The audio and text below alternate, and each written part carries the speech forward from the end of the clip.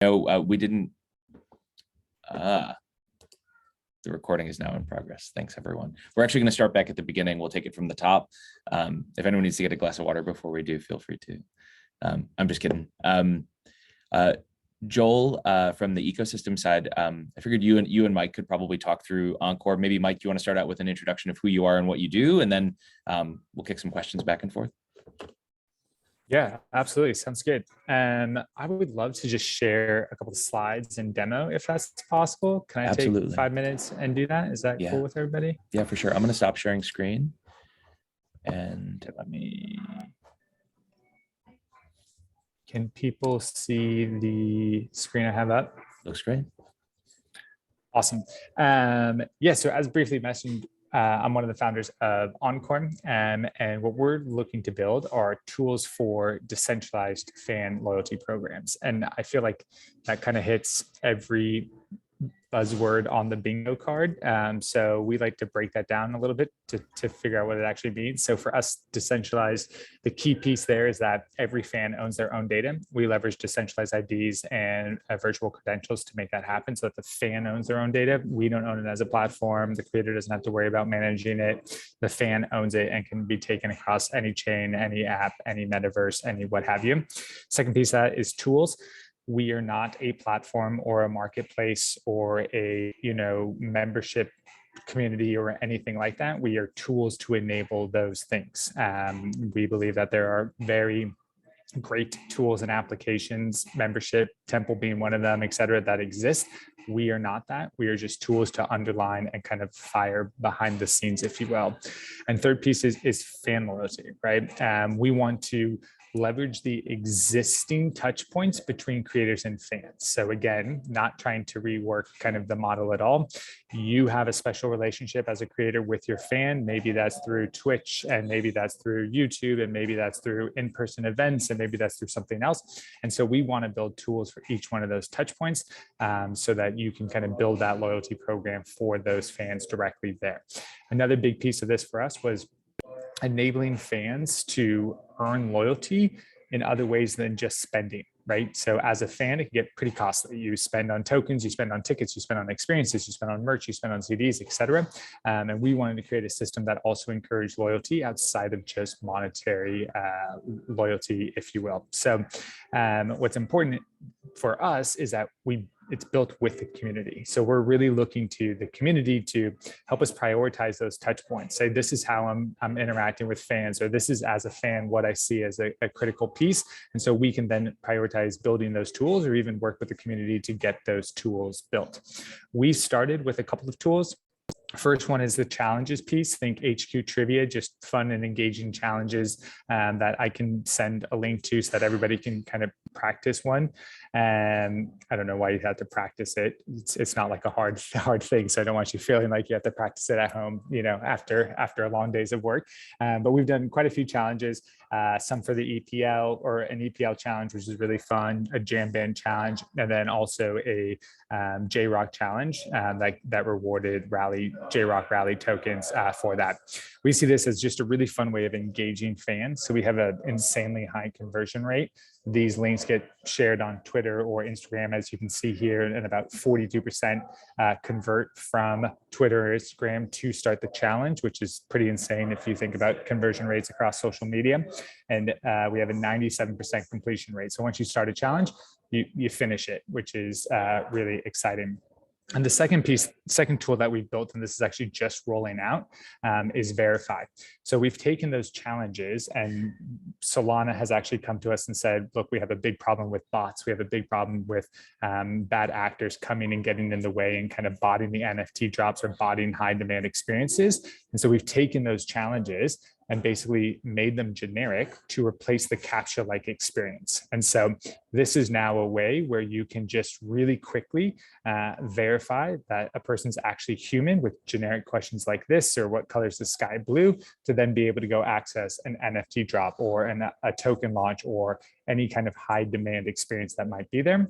And what we're working on next is actually making that verification customized to the project. So this is kind of a warrior's experience here. And so it wouldn't just have to be generic, or more importantly, it can be used for whitelisting. So ahead of time, anybody that really understands you as a creator, or maybe your vertical, or maybe the atmosphere, can get whitelisted versus kind of some of those crazy whitelists we've seen on Twitter where, you know, how many push-ups can you do or write me a poem kind of thing. It's more tied to you and the community that's being created.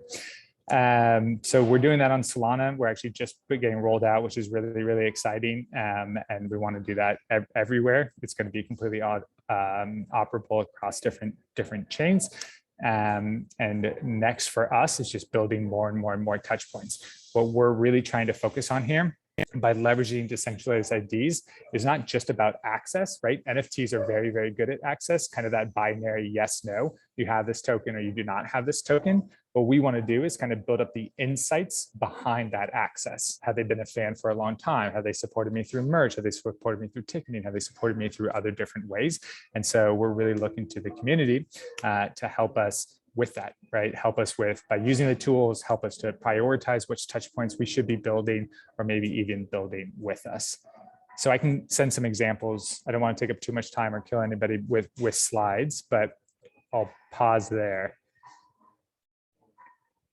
I don't know if I should be taking questions now or just smiling, or okay. Let's open it up. There's some interesting stuff happening in the chat that that we can funnel up. Joel, do you want to take it? Yeah, I mean, I guess you know, what I would love to do, Mike, is maybe just have you dig in a little bit as on the actual rally example, right? With Jalen Clark, also known as JRock token.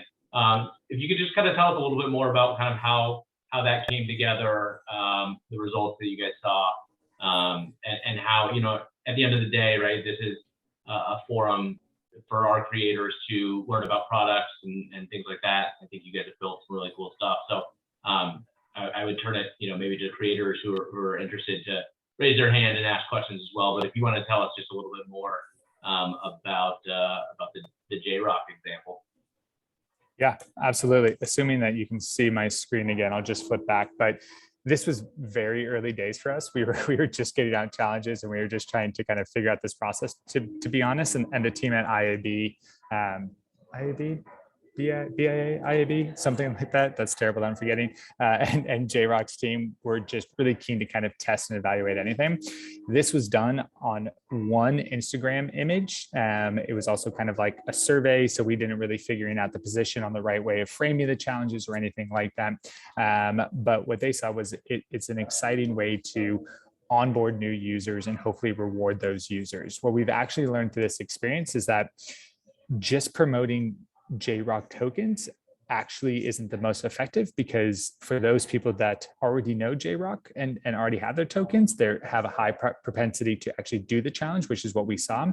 For those people that don't yet know JRock tokens or the value of a social token, they don't really see the value of that as a purse. And so what we've been discussing with some creators as an alternative is actually just giving a token to every single person that participates, which is pretty a cool way of doing it, right? Low cost way of onboarding a bunch of different people very, very quickly.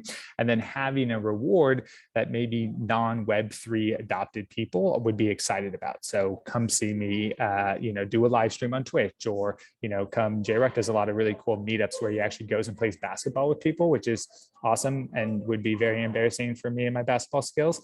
But we've now seen and learned that this could be a really cool way of kind of onboarding new users by giving everybody that participates with the token as kind of an entry, and then also getting them excited with kind of a trivia purse that's there. So yeah, that's a little bit about the JRock experience and challenges. Awesome. And then for all the creators on the call, I would encourage you to, if this is interesting to you, to get in touch with Mike. Mike, if you want to drop your contact information in the chat so that everyone has it. And then Absolutely. Brian, if we have time, maybe we'll open it up to questions from others. Yeah, it looks like there's some questions in the chat here. Thanks for dropping that, Mike. Yeah. Mike, Dave's question was just around the idea of Solana choosing Encore as a default verified tool for NFTs. Is that across marketplaces, or speak a little bit more to what you're doing on Solana? Yeah, absolutely. It's a really exciting opportunity. So for anybody familiar with Solana ecosystem, their default kind of way of minting NFTs is through a tool called Candy Machine. That's their CLI. And we are now going to be a default setting as a gatekeeper in Candy Machine. So anybody that spins up a Candy Machine will see a gatekeeper option. You can turn on gatekeeper, and then you can turn to activate Encore/verify, which is the name of the product. That's the standard one, right? So that's the questions that are like, fox jumps over the lazy dog, or what color is the sky. To create any kind of custom ones for whitelist things, we're still doing that on a one-off. And so shoot me an email, we'll build you a custom one, and then we'll add that to the gatekeeper kind of process. That's incredible. Oh, nice. Cool to hear, Dave. Really great. If anyone else has questions, feel free to drop them in the chat. Mike, we may come back to you at the end if anyone thinks of anything while we move along. Yeah, please. Awesome. Thanks a ton. Up next, we have some really awesome special guests who it looks like are sitting in the same room, which is even more exciting. We've got, whoa, like in real life, either that or it's a really sophisticated metaverse that they're in. We've got Mathieu and Patrick together, and excited for them to talk with us. They're the two developers behind the Rally Discord bot, and excited for them to show us a little bit around what the bot can do. It's one of our most powerful tools. I think that all of us on staff, when we've seen it kind of put to work, are like pretty mind blown at how good it is, especially by comparison to so many of the Discord bots out there. So with that, I'd love to hand it over to the two of you to show us what you've built, and maybe then we'll dig into some questions after. Sure. I mean, I don't have anything to present, so I guess I'll talk over it most. Awesome. Let's go. If there's any questions also people have about the Discord bot, and there's not a lot of touch points to reach us. That's probably something we should build to be like more in tune with the community. A lot of it is like us interacting with Rally and where we think we should go. Also, not to put too much on our shoulders, but we're not the only two devs that have been contributing to that. So there is a bigger team, there is a bigger office, and then it's been a project. We're really proud that it's one of the big milestone achievement for Rally. I think that's the big tool that a lot of people are using. It's not perfect, but really excited to see where we can take it. We have a bunch of features we've trialed. Some have worked, some haven't worked so well. But yeah, I mean, there's the big use cases definitely around gating. That was one of the big push, is to be able to drop in the bot into your existing Discord community, and then being able to have the flexibility of creating all the different types of gates that you can create. So then there's endless possible use cases from that can emerge. So we've tried to build it as open-ended as possible. We have a lot of stuff down the line that we'd want to make it even more powerful around roles and how flexible they can be in terms of the criterias by which you can gain them. So there's a couple different types of gates. Pat can probably talk in detail about all the different ones, but there's like subscription and there's the balance gate, donation, just around like holding amounts, or just one-off events that need to be renewed. So again, just having some of that flexibility for some of the use cases people can come up with. We've come up with features like the auction that we thought was going to be something that could be used a lot. Turned out not used so much, but we're keep on trying different things, and excited to work with some of the Rally folks also in terms of pitching some of the ideas into where we can build it.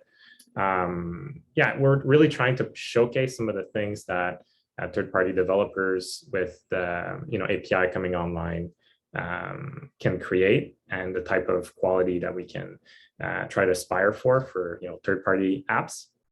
Discord bot not being a truly third-party app, but really we're trying to be the trailblazers in some ways and trying to promote some of the things that we can build in the Rally ecosystem. So that's really our mission. It's still very open-ended in the future. Obviously, we're always striving for quality, and we're always out there listening if there are any issues, any bugs. But yeah, it's exciting. I don't have much of a roadmap to share with you guys.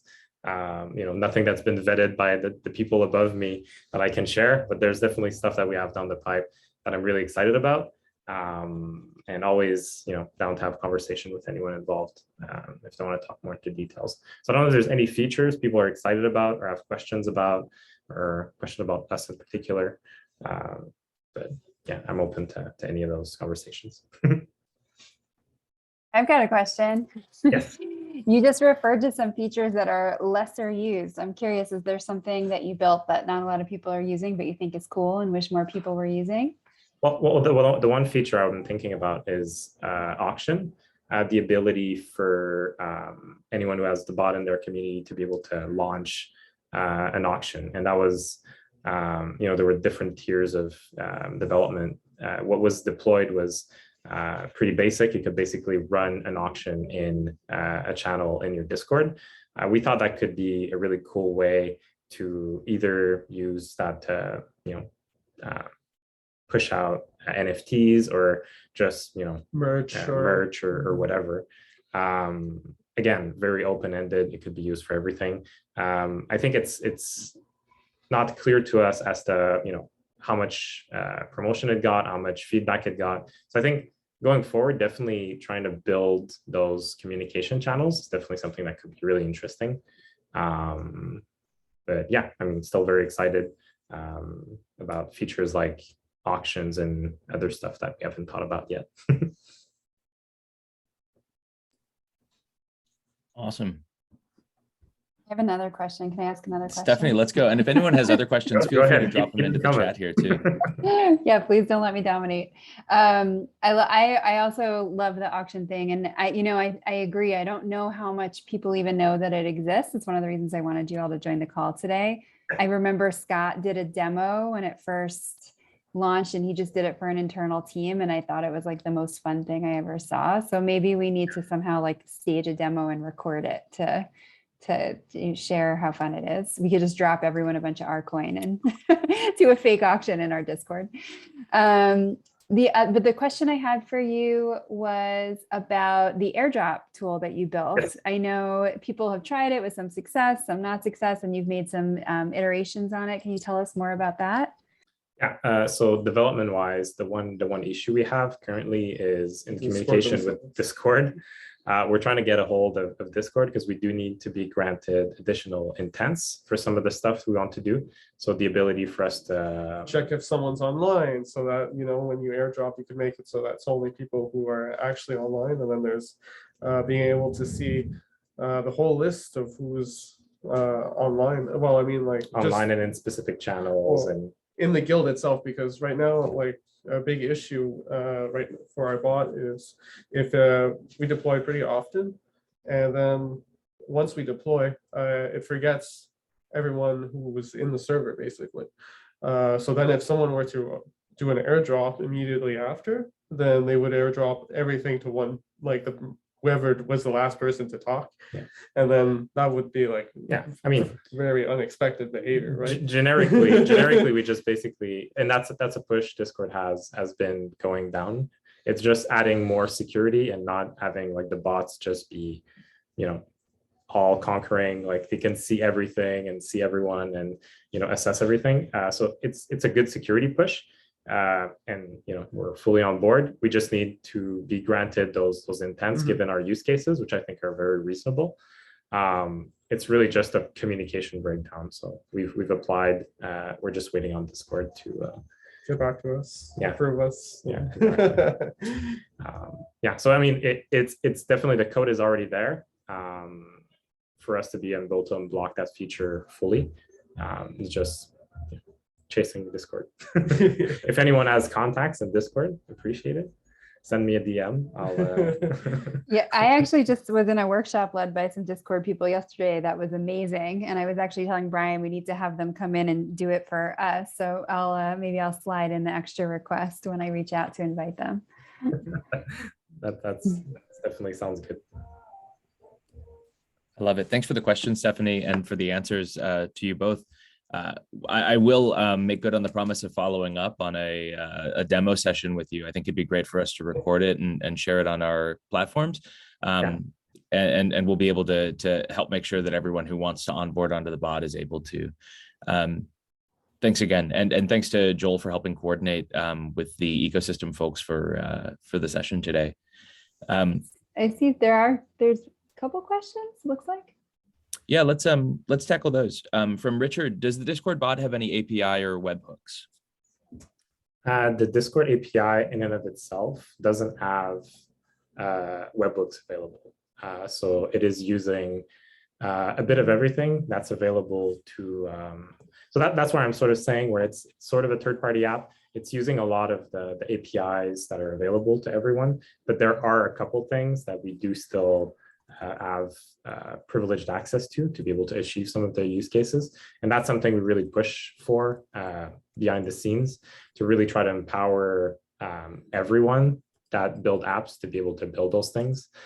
So I assume this question sort of comes into, there's some cool things the Discord app does that third-party apps can't do. So I guess the question sort of leads to, can we offer that to other people? I just don't think it's really for us to do. If there are cases, if there are uses for us to open up webhooks and there's cool use cases that come out of it, I'm definitely open to hear those.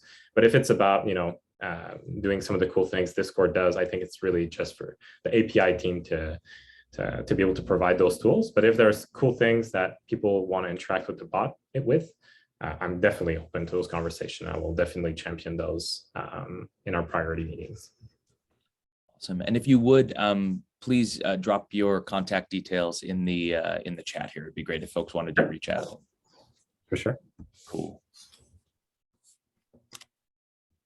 Let's see, a question from John. As a creator, do any other creators feel like Discord is a horrible experience for fans who are not Web3 native? This is a leading question, and John calls it out. Yeah, I mean, from my experience as both a user and somebody who's pretty active on Discord, Discord's not great. It's not great, but I do think that layering in utility with things like our bot is really the composability of Discord is what makes it so special and so powerful. It's not a recruitment tool. It's a place where communities can live online. But that's my own take. I don't know. Matthew, Patrick, any thoughts on Discord kind of more generally? Yeah, I mean, I think definitely a lot of people have their opinion on Discord. I think it's great at some of the things it does. We'd love to be able to provide the same level of utility over different platforms for the different types of communities. I think it's pretty good. I use it personally for a lot of the communities I follow outside, work. So it is something I'm using. There's stuff I love, stuff I hate about it, but it's a product. It's getting better, Yeah. Yeah, for sure. Great. Thanks again to you both. That brings us to the end of our programming for the day. What we do have, though, is some time for additional questions, as well as for kudos if anyone wants to call them out. Feel free to raise your hand or drop a note in the chat. I can unmute you if you're interested.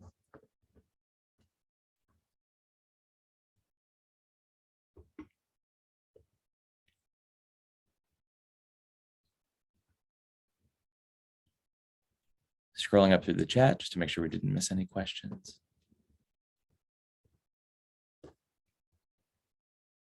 A question from Dave on the Rewards v3 update. Definitely should keep asking. Is Chris here? Chris Fortier? Dave, I actually on my bullet list of 3, I did actually originally have 4, which was Rewards v3 update, but I wasn't able to get one because it's a very complex project. Surprise, surprise. So I asked Chris and we said we'd punt, but since you asked, I'm trying to put him on the spot. I think he left, he snuck away. I don't know if there's anyone else here who, I don't think so. I'm just scrolling the participant list. How about we promise 2 weeks, we'll get you something. Deal. Great. Done. Cool. Leave a little more open space, and then in case anyone has any other questions. All right. Thanks a ton, gang. It's really great to see you all. We'll see you again in 2 weeks.